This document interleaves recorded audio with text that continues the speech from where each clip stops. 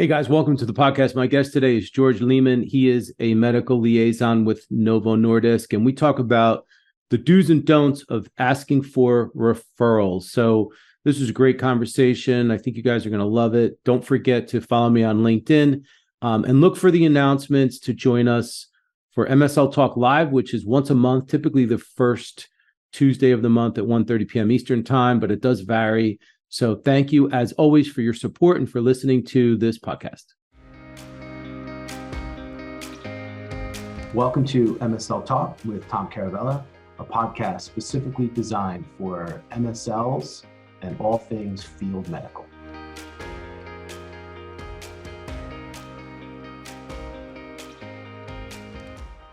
Welcome back, George. Always love having you on, man. How you doing? I am doing well, Tom. Thank you so much for having me again. So, guys, you know the infamous George Lehman. He's been on this podcast a couple times, and the dude's just like become a celebrity. Like I see him at conferences. There's like a line of people trying to talk to George. Everybody's all trying to get his time. So I'm really fortunate that I get you here and that we get a chance to share you with the audience. But why don't you do a quick intro? Let everybody know who you are and what your story is a little bit.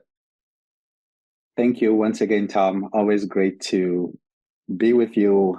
Great to see you at conferences. I am George Lehman. I am a pharmacist by training, currently working for Novo Nordisk as a medical liaison supporting the obesity team.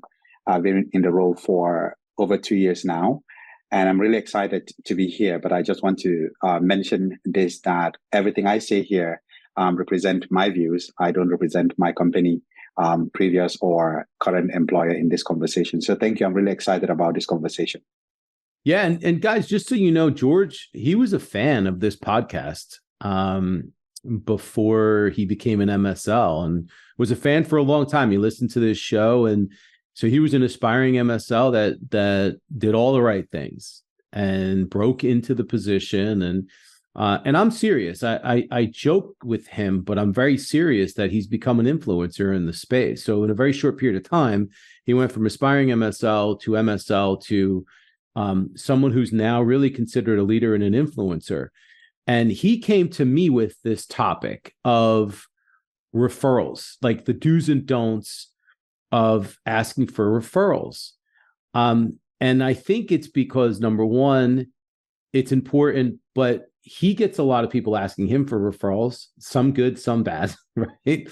Yes. And then he had success doing it. So I think he's the perfect, I guess I'm setting this up to say he's the perfect guy to have this conversation with.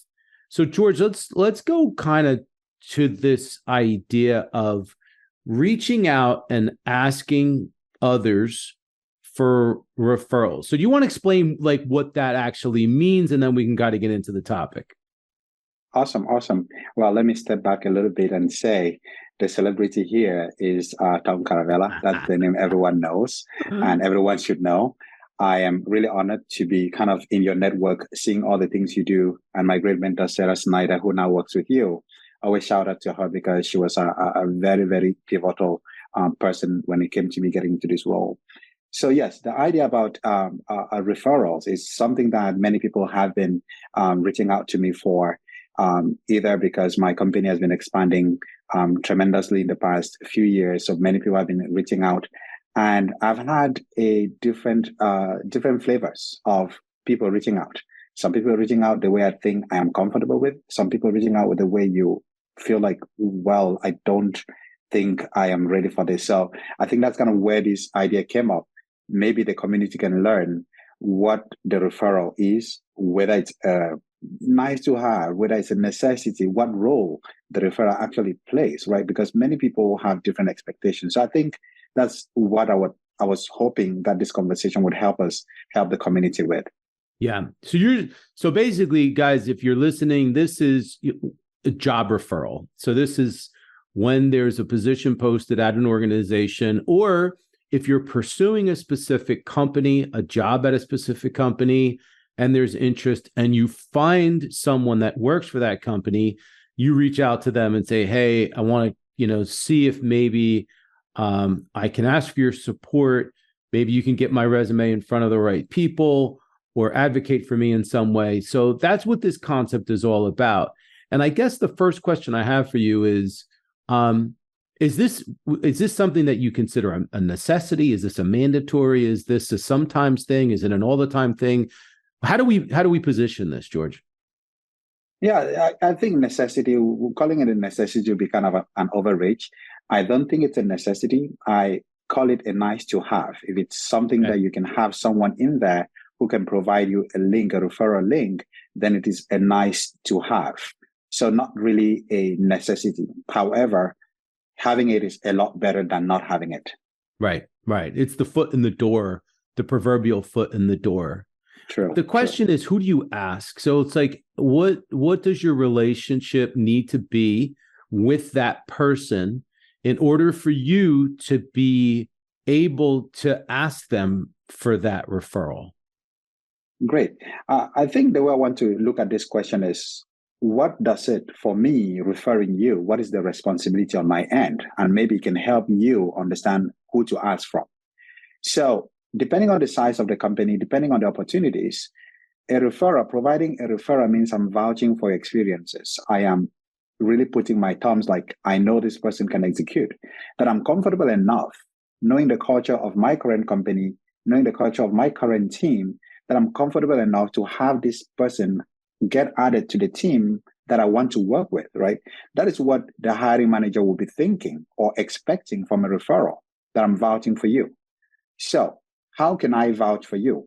Either because I know you before you're asking for that request, or the way you reached out to me, even in that moment, makes me feel comfortable enough to feel like I know this person. So I would not say don't ask for a referral if you don't know anyone in the company, but do you have the right skills, the right approach, the right language in order to connect with that person and really ask for that referral in a way that they can provide it? And one of the quotes that I love, one of the things when I read Never Eat Alone, a book that you also love by Keith Ferrazzi, one of the things he said, a quote that I took from that book was, the people you meet and how you meet with them and what they think of you afterwards should not be left to chance. So if you want to connect with me to ask for a favor, it is your responsibility to make sure the way you connect with me, the way you place the request can motivate me and give me the confidence to provide that referral, which is what I've seen great examples of. And then I've seen some of them fall so flat. Well, let's now you got everybody's interest peaked. So I'm curious to hear about that. And by the way, I do agree that your approach in this process is pivotal. It's just paramount to your success. If you approach someone the wrong way, you're not going to get anywhere. No one is going to want to help you if you take the wrong approach. However, if you take a very gentle and a very targeted approach to the individual, where maybe you're coming off in a very complimentary way, you're coming off in a way of being an advocate, and maybe eventually being able to repay the favor at some point, I think you have a much better shot. So, George, let's talk about this concept for a second. Can you give me an example of what a good outreach might look like? And can you give me an example of what a bad one might look like? Yeah, a good one. So let me start from where to build it. So if you have the opportunity to build it before you ask for it, right? So I tell people the best time to ask for a favor is when you don't need it. The best time to connect with people is when you need nothing from them. Mm-hmm. So there are people who have reached out 4 or 5 months ago to me. Hey, I love what you're doing. I want to learn about this. They don't have an immediate ask from me. That is the networking, and they can network in order to build it to where you can offer a referral. So you can be networking just to expand your network, or you can be networking because you're trying to negotiate for a referral. You're trying to create the opportunity to get a referral in the future. So there are people who have reached out to me. We just have a series of conversation. And when I was on the other side of it as an aspiring MSL, one of the lines that I used and which I got from some of my mentors were very effective was, what is it that I can do in order for you to get comfortable enough with my experiences that when an opportunity opens up within your company, you can refer me? is there anything specific that I can make you confident in my capabilities? What can I do? Many people will say, well, no, just the fact that you are ready to be vulnerable, the fact that you are opening up, you want to provide yourself for review before the person even offers that hand to help, that gives them a little more comfort. There are a few more people like, oh, yes, this is my resume. I'm not expecting you to read everything about it, just so you're familiar with my experiences for when there may be an opportunity I may be needing a favor in. Those are some ways that I've heard people, and for me personally, telling people, what can I do in order to make you comfortable enough for when an opportunity comes up in your company? I'm asking in advance, and no one has said no. No one has ever said no, because I'm not reaching out same day. Then there are people who have reached out with very awkward requests, and we can talk more about that, but there are the interesting ones that I've seen. And let me take a step back, because I love this idea of kind of paying it forward, and you start the networking relationship in one place, you build it, and then you ask for help later on after the relationship has been established. Now, a lot of people might be listening to this saying, well, Tom, that's not very easy. How am I going to do that? I don't really know this person. What can I possibly do to help them? What kind of favor could I possibly do? Well, I'm going to tell you right flat out what George did with me. I'll tell you my experience with George. So George had reached out to me, and I don't know if we were connected or if this was before we connected, on LinkedIn. And he told me he was a fan of the podcast. He reached out and said, hey, Tom, I just want to let you know I'm a big fan of your podcast.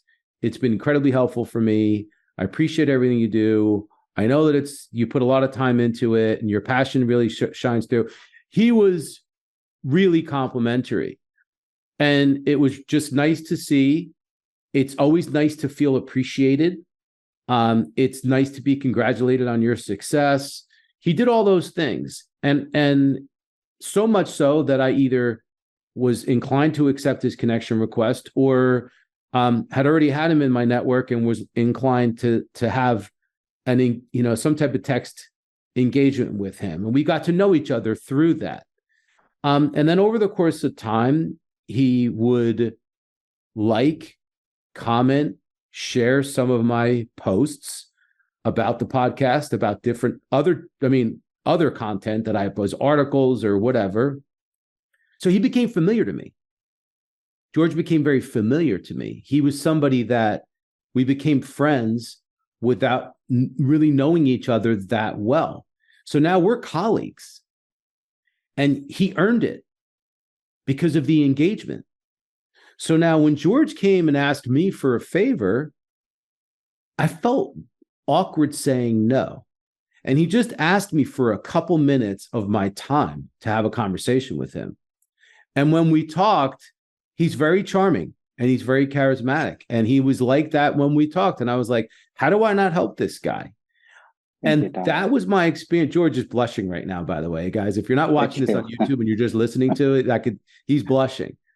But George, is that what you're talking about? Yes, that is part of what I'm talking about. Yes, it is what I'm talking about. And you saw it one way, and I was doing some other thing. So I'm grateful that it worked in my favor. But some people reach out to me sometimes like, I really want to be active on LinkedIn. I don't know what to post, right? I just come and take Tom's post, and then I repost it with my thoughts. He already has a great platform. I'm not that creative, right? That's what I was doing with the podcast. I just listened to this podcast, and these are my 3 learnings. For me, I am trying to share what I've learned on the podcast. For you, you're seeing, oh, this is someone who is really an advocate, a cheerleader for the podcast. So I was just doing what I'm doing for my own development, but it also happened to be developing your space. And I'm grateful that this is how it turned out. So those are some of the ways that we can network. Those are some of the ways that you can get in front of someone. I know I've been on the show. Luckily now, this is the 3rd time, but there are people who still reach out to me and they don't know I was on this show, on the podcast. What is the hook? If you're reaching out to someone else, I want to network with them. What is that hook? I'm not trying to say, hey, I want everybody to be talking about me.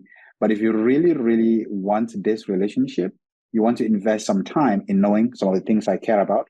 like helping to educate the medical affairs community, talking about MSL, networking, and all of that. So those are some of the ways. So thank you, Tom. I'm really happy that you call me a colleague and a friend. So thank you.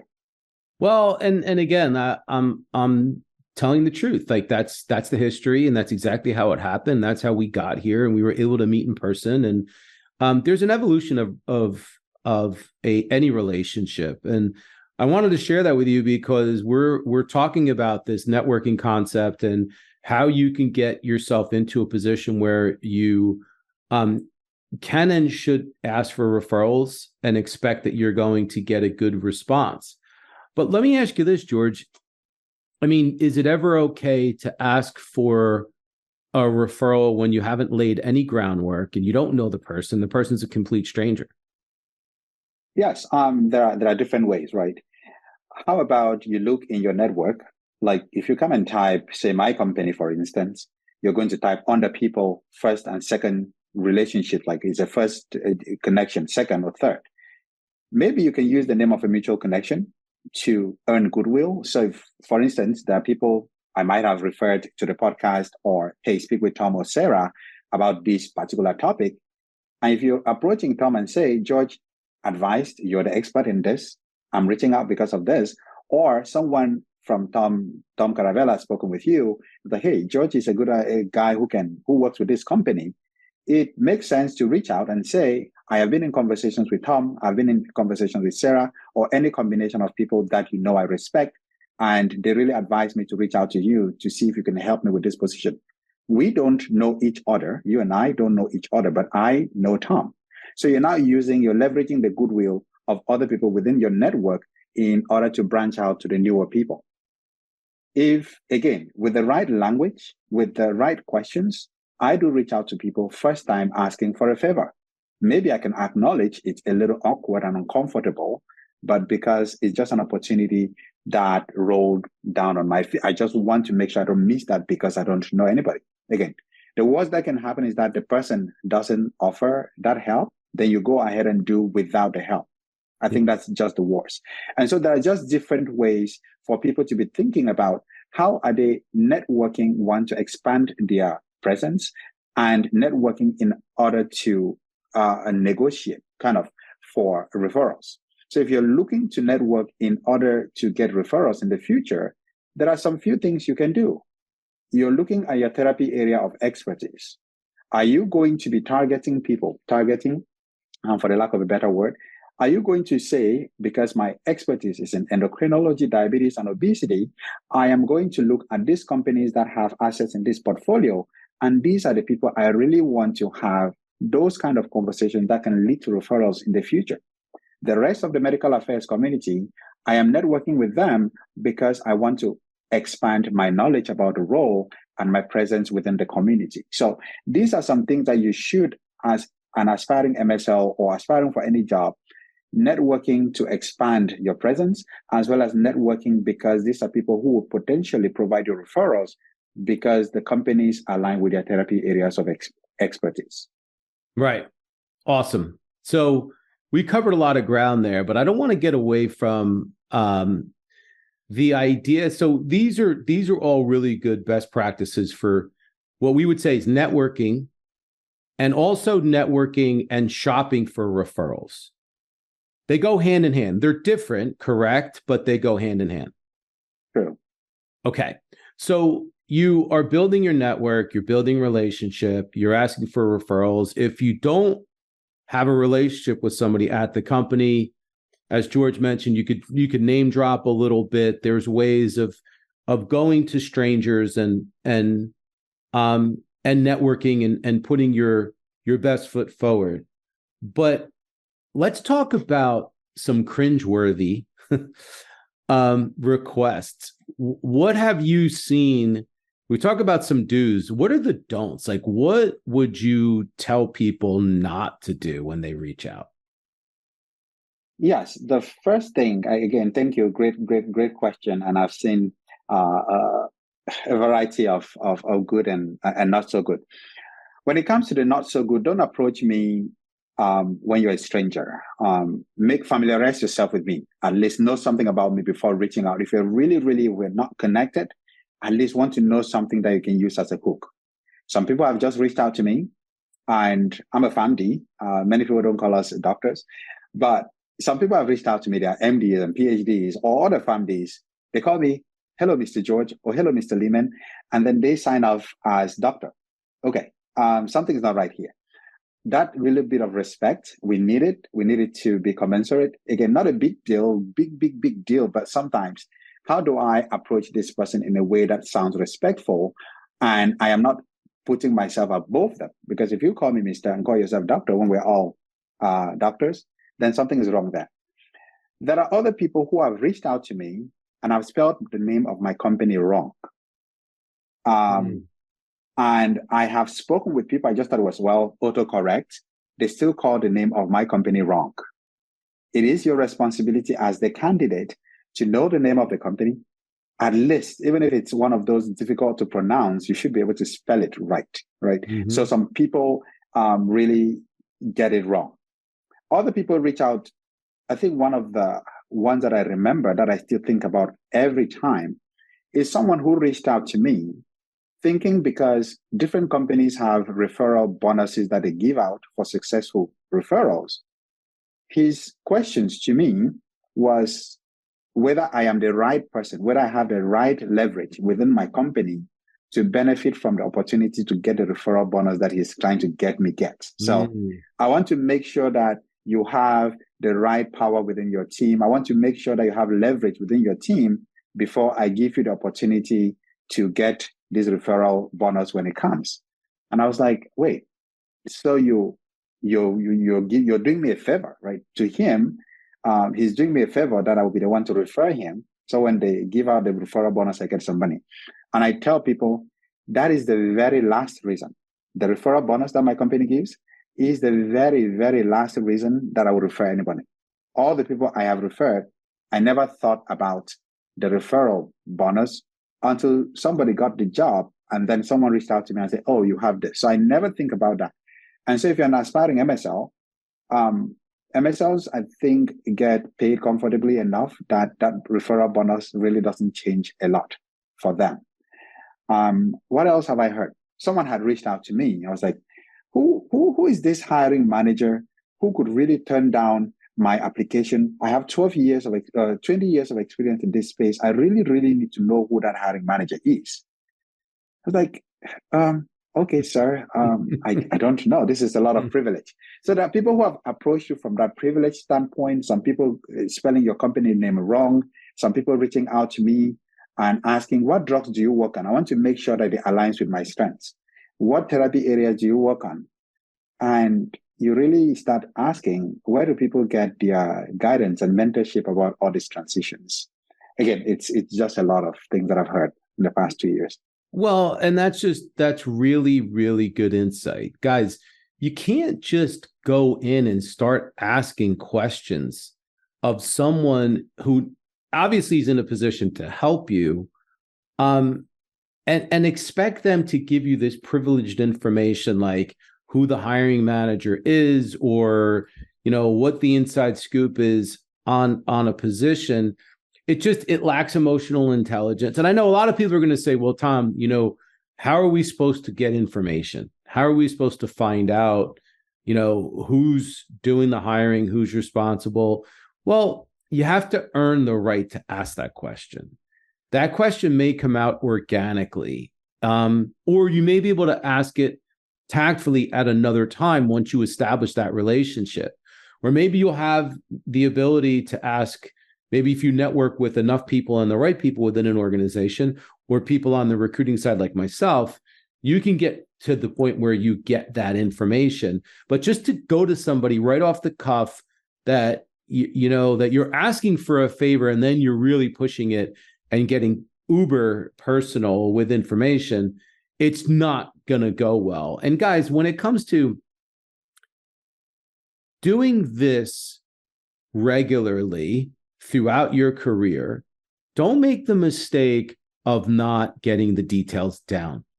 Making sure that you're spelling the name of the company correctly, making sure that you're name dropping and that the people that you're using their names that you have some type of relationship with, that they've given you permission to use their name, and you're not just going forward without any type of thought or attention to detail. I think that that's the key here, is to make sure that you're crossing I's, dotting T's, and you're careful about your approach. I think that that's just really good, important insights. But when it comes, George, when it comes to other ways where people can get noticed or make a good impression on you or ask correctly, any other advice that you can offer to somebody as far as maybe a tip or a best practice on how they can approach this referral process?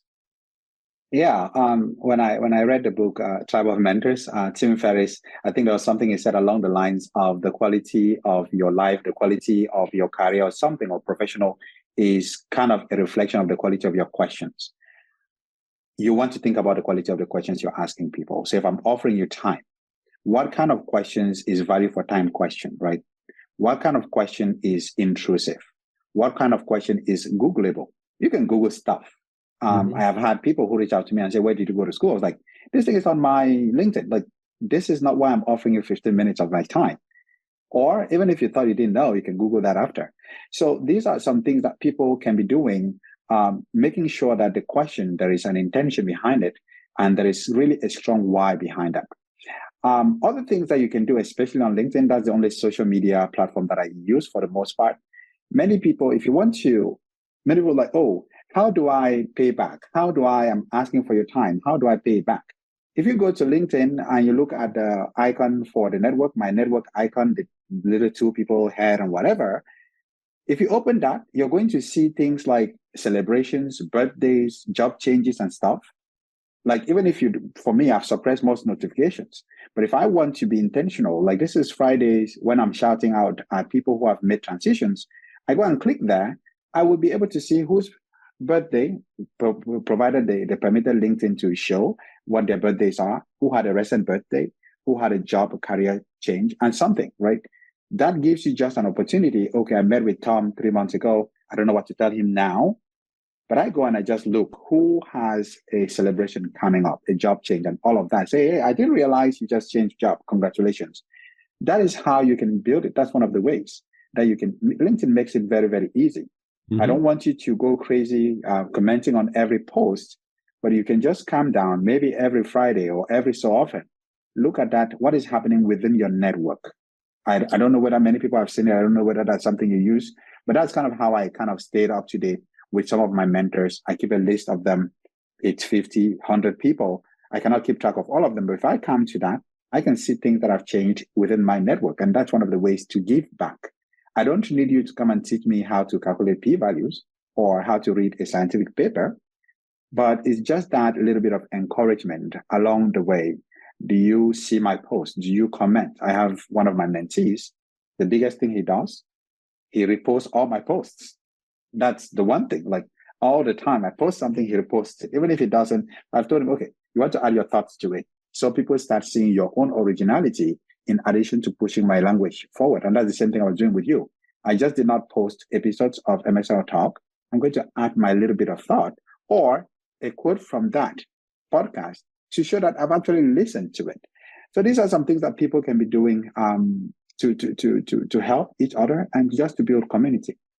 And it's so easy. I mean, this isn't complicated, difficult stuff. The information's out there. As George said, this is just effort. This is taking the time and taking the effort. So if you can make a regular practice of doing these things, getting on there, congratulating people, wishing them well, wishing them happy birthday, whatever it might be, recognizing that. It's just recognition of other people is what it is. You're just recognizing that person and you're celebrating them and you're congratulating them or whatever.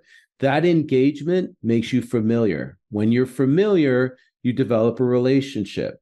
And that's what I started with, and that's what I'm going to end with. I think that George has become a master at this, and it puts him in a position where he can ask for favors or referrals or information or whatever. So let me ask you this, George. let's just say somebody, I don't know, there's a bunch of people listening to this right now, and you're going to have people that are going to come to you right now because you're on the hot seat, and they're going to ask you for referrals. Who, if you had to just develop a scenario in your mind, what would get your attention and what would be the best approach? Again, thank you for that. The quality of the question, right? How you approach me, what names you drop, because there are other people who are like, you know what, I'm not going to reach out to this guy directly. I know he's close friends with this guy, right? I'm going to reach out to them so they can connect me. That is an automatic possibility, right? Mm-hmm. Especially if your therapy area of expertise aligns with what the job is. I just don't want to give out referrals. And so I had told somebody had reached out to me with completely oncology background. And we had a great conversation. And he asked me, is there some way you would refer me if an opportunity opens up in your company? I was like, great question. But I work not in the oncology space. My company doesn't have assets in oncology. So those are things people need to be mindful of. It's not like you're carrying this comment about, oh, can you refer me, to just run a rampage? But it's more of, who is it I am going to ask this question to? If I am in immunology and oncology, what are the companies working in this area? So I can ask that question and it makes sense in that scenario. And it may not make sense in the other scenario. So those are things that people really need to. And the only way you can know the right question to ask George versus my friend who works in oncology is to know that there is a difference between what we do in the therapy areas and which one aligns more, right? So if you're connecting with me and you're working in oncology, we don't have oncology assets. I don't have that expertise, but I can be one of those people within your network in general. And so those are things that I would expect. Again, for who can succeed, people who come and mention other people's names, people who come in with a respectful language and say, this has been my experience so far. And it's clear to me and I feel comfortable with it. But I am really getting to the point where I struggle with the number of messages that I get on LinkedIn. I don't know how you deal with that, but I'm also now like, okay, what is the trade-off? Do I need to shut off this LinkedIn and just focus on other stuff? So again, it's going to be a combination of things. And then the timing too matters. If I'm traveling, I may just not respond in time. If I am taking time off with family and I really just want to dedicate it to family, I may not respond in time. Nothing against anybody, but it's just maybe a matter of approach and then timing. Well, and that's actually really good insight, because it's the same thing for me. I mean, I get inundated with messages, I'm not going to lie. And the ones that I respond to are either A, really well written, and they do all the things that we mentioned today, or they're just timely. And sometimes it could be the best message, the most well written. It could even come from a friend of a friend. It just might be at a really bad time when I have back-to-back travel and I wasn't able to get on there and it got buried, and it just maybe because there are a lot of messages get lost because people, I have people coming to me, like, oh, I sent you a message and so and this and that. And I'm like, I never got it. I'm sorry. So, guys, I'm going to leave it at that. You heard it here. You heard it from the master. I would trust what George has to say. He's really created a tremendous knack for being able to do these sorts of things. He has tremendous charisma. He's become, as I said, a great name in this space. So, George, I want to thank you for joining me again. Thank you for coming to me with this topic, because this was your idea. Any last piece of advice, words of wisdom before we close it out? Yes. I really need to share this. The last piece of advice is that the referral does not guarantee an interview. It doesn't guarantee a job. It is just a nice to have. There are people who have had jobs because they had a great referral. There are people who have had jobs without referrals. So it's a good thing to have. And another thing to do is to actually tell me or tell the person referring you whether you succeeded to apply or not. Because some people ask for referrals, you send it out, they choose not to apply, they don't tell you. I can see it. I certainly, if I dig into my internal careers side, I can see who actually applied. But it's just a matter of courtesy. Hey, I went ahead and applied, or I felt the timing was wrong. or maybe the job description didn't fit, or I actually applied, I got kind of a rejection. Just something such that you're opening the door for when you come back next time. If you don't inform me about what happened this time, you sure close the door behind you. So thank you. I'm always really, really excited to talk to you, Tom. Thank you for the invitation. You guys heard it from the master himself. Thank you, George. Wishing you all the best for the rest of this year. Happy Thanksgiving for the rest of this year and for 2024. Listen, guys, you're going to see George again, I'm sure. And you guys all, thank you for, again, listening, for your support of this podcast. And thank you guys for being good to each other, because that's what this is all about. This is just trying to be good to one another, because we all started somewhere, and it's guys like George that has just become a master at giving back and paying forward. I try to do the same thing myself, and appreciate you guys all being so good to each other. So thanks for listening. We'll see you next time.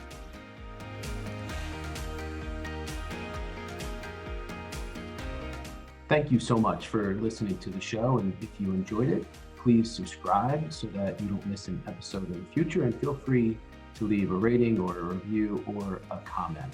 Thanks again, and we look forward to seeing you soon.